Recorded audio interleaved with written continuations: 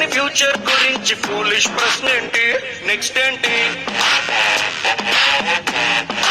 అంటూ గోలేంటి.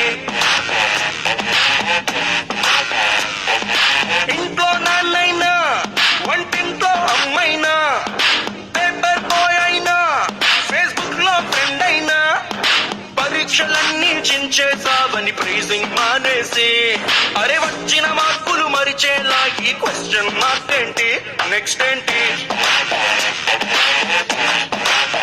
ఈ గోల్ ఏంటి.